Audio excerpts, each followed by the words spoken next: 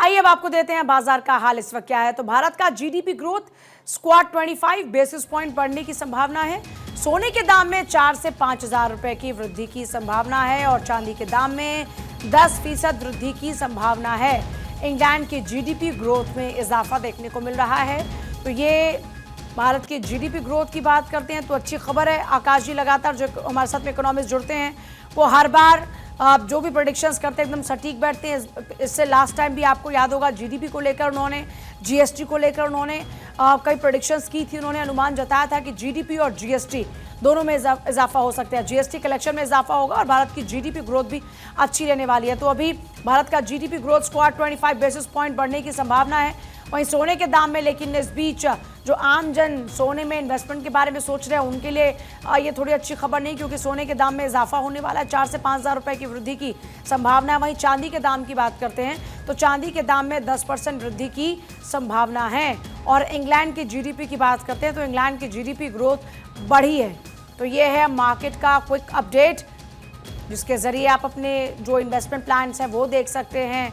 और अभी देखिए भारत की जीडीपी को लेकर तो एक अच्छी और राहत भरी खबर है, क्योंकि आप एक तरफ आप ग्लोबली अगर देखें तो मार्केट्स कई कंट्री की डाउन है, लेकिन इस बीच अगर आकाश जी भारत की जीडीपी 25 बेसिस पॉइंट बढ़ने की संभावना है तो ये भारत के लिए राहत की खबर। और आपने इसको कई बार एलिब्रेट किया है कि भारत की इकोनॉमी में पोटेंशियल है। बिल्कुल आपने सही कहा पूजा जी, भारत की इकोनॉमी में पोटेंशियल है। और टैरिफ की इस खबर के बीच में दर्शकों को बता दूं कि हम एक्सपोर्ट डिपेंडेंट इकोनॉमी नहीं है। हमारी इकोनॉमी डोमेस्टिक डिमांड पे चलती है, डोमेस्टिक कंजम्पशन पे चलती है। तो यूएस के टैरिफ और पेनल्टी की वजह से हिंदुस्तान का कोई ज्यादा नुकसान नहीं होने वाला। शॉर्ट टर्म में थोड़ा बहुत नुकसान हो सकता है।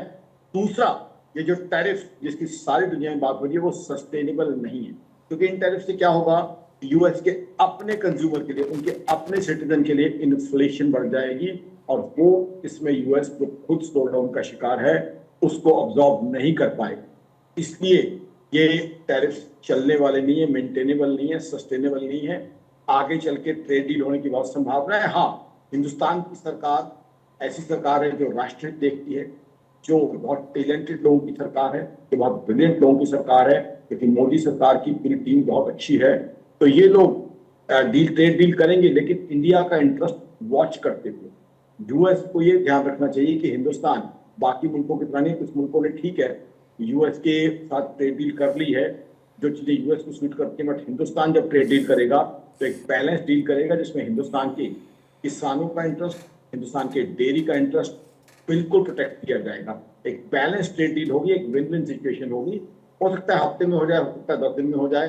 तो जाहिर सी बात है ये टैरिफ सस्टेनेबल नहीं है, ये टैरिफ मेंटेनेबल नहीं है, क्योंकि अमेरिका में अगर इन्फ्लेशन बढ़ती जाएगी तो उनके अपने नागरिकों का, उनकी अपनी मार्केट का क्या हाल होगा। रशिया यूक्रेन वॉर स्टार्ट होने के बाद अमेरिका में इन्फ्लेशन 9% तक पहुंच गई थी। दर्शकों को बता दूं, तो क्या अमेरिका इस पोजीशन में है कि इतनी इन्फ्लेशन टॉलरेट कर सके?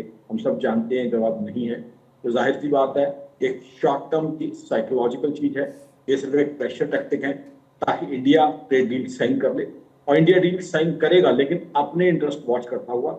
ऐसी मेरी ऑर्गेनाइजेशन आकाश अंतर्गत की एक्सपेक्टेशन है, संभावना इस तरह की मुझे लग रही है। मेरे हिसाब से हिंदुस्तान की जीडीपी ग्रोथ में 25 बेसिस पॉइंट की तेजी आने की संभावना है। साथ साथ जीएसटी कलेक्शन भी बहुत अच्छी होने की। सर बहुत शुक्रिया आपका फिलहाल पूरी जानकारी के लिए।